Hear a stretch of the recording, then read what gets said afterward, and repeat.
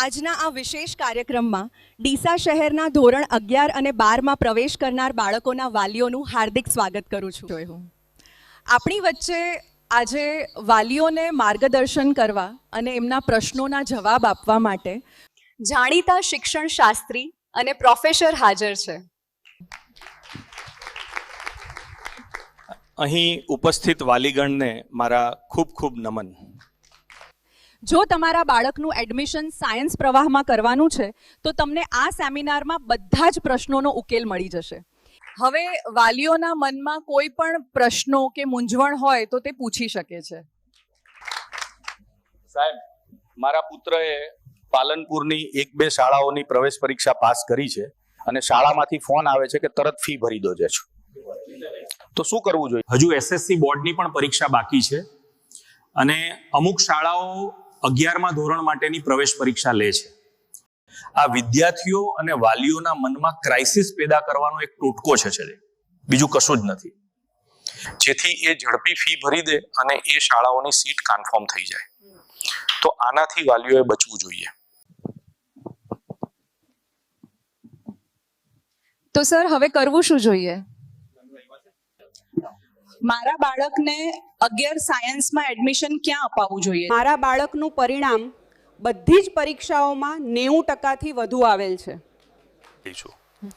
બેન, ધોરણ 10માં 90% પરિણામ એ અત્યારે બાળકની ક્ષમતા પુરવાર કરતું નથી. એવું નથી કે બાળક હોશિયાર નથી, પણ એ 90% પરિણામ આવવા પાછળ ઘણા પરિબળો હોય છે. એ બાળકની મહેનત ના હોય, એના શિક્ષકના બાળક પાછળના પરિશ્રમ ના હોય, તેમજ માતા પિતાની કાળજી ના હોય. પહેલા એ સમજાવો કે તમે પાલનપુરની શાળામાં એડમિશન શા માટે લેવા માંગો છો? સર, કદાચ ત્યાં રિઝલ્ટ ઊંચું આવે છે, ત્યાંથી અમુક બાળકોનું જેઈઈ અને નીટની પરીક્ષાઓમાં સિલેક્શન થાય. અંદાજિત કેટલા બાળકોનું સિલેક્શન થતું હશે? સર, મારા પાડોશમાં એક બાળક પાલનપુરની એક સ્કૂલમાં ધોરણ 9માં ભણે છે. તે કહેતો હતો કે તેમની સ્કૂલમાંથી લગભગ 80 વિદ્યાર્થીઓએ સારું પરિણામ મેળવ્યું અને એમબીબીએસમાં સિલેક્શન થયું. અને એમ કહો કે એ શાળામાં ધોરણ 12માં અને રિનીટ કરવાવાળા કુલ કેટલા વિદ્યાર્થીઓ હતા? સર, 1000 થી 1200 વિદ્યાર્થીઓ આવી રીતે એડમિશન નહીં મળે એવું વાતાવરણ ઊભું કરીને ભરી દે છે. આ 1000 થી 1200 વિદ્યાર્થીઓનું ધોરણ 10નું પરિણામ કેવું હતું જશે? સર, તે શાળાઓમાં તો પ્રવેશ પરીક્ષા લઈને હોશિયાર અને 90%થી વધારે ગુણ ધરાવતા વિદ્યાર્થીઓને જ એડમિશન આપે છે. એમાંથી ધોરણ 12 બોર્ડની પરીક્ષામાં નાપાસ થયેલા બાળકો કેટલા હશે? સાહેબ, મારી સોસાયટીમાં જ 2 બાળકો એ શાળાઓમાં ભણતા હતા, તે બોર્ડની પરીક્ષામાં ફેલ થયા હતા અને તે કહેતા હતા કે બીજા 200 જેવા બાળકો બોર્ડમાં ફેલ છે, કેમ કે એ બોર્ડની તો તૈયારી કરાવતા જ નથી. અને આ એ જ બાળકો છે જેમને પ્રવેશ પરીક્ષા લઈને પ્રવેશ આપવામાં આવેલો, જે હોશિયાર હતા અને 90% લાવવાની ક્ષમતા ધરાવતા હતા. હવે વિચારો કે આવા વિદ્યાર્થીઓના પણ ત્યાં ફેલ કે એમને ખૂબ ઓછા માર્ક્સ કેમ આવે છે? હા સર, કેમ કે બધા જ હોશિયાર વિદ્યાર્થીઓને પરીક્ષા લઈને એડમિશન આપે તો બધાના સારા માર્ક્સ આવવા જોઈએ ને. જી સર. હવે સમજો કેમ આવું થયું. તો જે બાળકો ધોરણ 10માં પોતાની જ મહેનતથી શિક્ષકના વધુ સપોર્ટ વગર માર્ક્સ લાવ્યા હતા, એ પેલા 80 થી 100 બાળકો છે કે જેમનું સિલેક્શન થયું, જેમને કેવું પડતું નથી કે બેટા વાંચવા બેસ. બાકીના બાળકો એમના ધોરણ 10ના શિક્ષકના સતત મોટિવેશન, પર્સનલ કાળજીથી મહેનત કરીને માર્ક્સ લાવેલા. પણ 11-12માં આવી શાળાઓમાં શિક્ષકો ક્લાસમાં આવે, ભણાવે અને જતા રહે, તેઓ એટલા બાળકોમાંથી તમારા બાળકનું નામ પણ સરખી રીતે જાણતા નથી હોતા અને એમને એવું 10માં જેવું વાતાવરણ મળતું નથી. એમાં જે બાળકો જાતે તૈયારી કરવાવાળા છે એ તો ગમે ત્યાંથી જાતે તૈયારી કરીને સારું પરિણામ લાવી દેશે. બાકીના બાળકોને કોઈ પર્સનલ કાળજી ન મળવાથી સારું પરિણામ લાવી શકતા નથી. આમ વાલીએ એમ જોઈને એડમિશન તો કરાવી દીધું કે 80-100 બાળકોનું સિલેક્શન થયું એટલે અમારા બાળકનું પણ થઈ જશે. પણ વાલીઓ એ નથી સમજતા કે એવા તો એ શાળાઓમાં 900 થી 1000 બાળકો હતા અને પાછા બધા હોશિયાર. તો મોટા ભાગના બાળકો તો એમને એમ જ પાછા આવે છે. માટે વાલીઓએ આ માયાજાળથી બચવું જોઈએ. મારા પાડોશીનો બાળક પાલનપુરની એક નામી શાળામાં ભણે છે. તેઓ કહેતા હતા કે તેમનો બાળક અત્યારે સી ક્લાસમાં છે અને જો ટેસ્ટમાં સારા માર્ક્સ લાવશે તો એ બી ક્લાસમાં જશે. તો સાહેબ આ બધું શું છે થાય? એ કેટલીક શાળાઓમાં ટેસ્ટ લેવાયા પછી સૌથી વધુ ગુણ મેળવનાર બાળકોને એ ક્લાસમાં પાઠવો, તેનાથી ઓછા ગુણ મેળવનારને બી ક્લાસ બે, ત્યારબાદ સી, ડી, ઈ એવી રીતે વર્ગ વિભાજન કરે છે. આમ હોશિયારમાંથી પણ હોશિયાર બાળકોની છટવણી કરે છે અને એ 60-70ની પાછળ મહેનત કરીને એમનું પરિણામ લવડાવવામાં આવે છે. જ્યારે બીજા પણ બાળકો એટલા જ હોશિયાર હતા, એમને પણ પરીક્ષા લઈને જ પ્રવેશ આપવામાં આવેલો હતો, છતાં પણ 900,000 બાળકોમાંથી 60-70 જ સારું પરિણામ મેળવીને સિલેક્શન મેળવી શક્યા અને બાકીના મોટા ભાગના બાળકોને ધોરણ 10 જેવી પર્સનલ કાળજી ન મળવાને કારણે પરિણામ લાવી શકતા નથી. આમ આવી શાળાઓમાં બી પછીના વર્ગના બાળકોનું ભવિષ્ય પહેલાથી જ નક્કી થઈ જાય છે કે તેઓ જેઈઈ કે નીટ માટે ક્વોલિફાય થશે નહીં.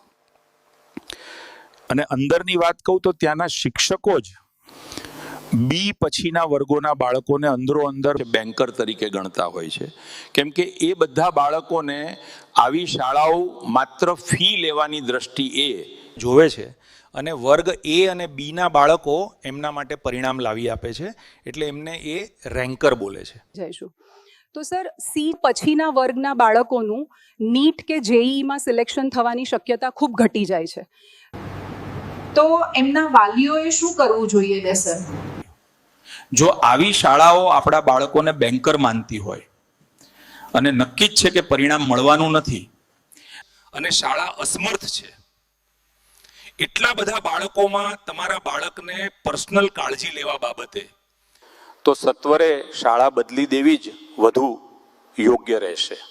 અને બાળકને એવા શિક્ષક પાસે મૂકો કે જે તેના પર પર્સનલ કાળજી લઈને સારું પરિણામ લાવવાના પૂરા પ્રયત્નો કરે. તો સર હવે અમારા બાળકોને ધોરણ 11માં એડમિશન લેતા શું ધ્યાનમાં રાખવું જોઈએ અને ક્યાં લેવું જોઈએ? હવે સર અમને અંતિમ માર્ગદર્શન આપો કે વાલીઓએ શું કરવું.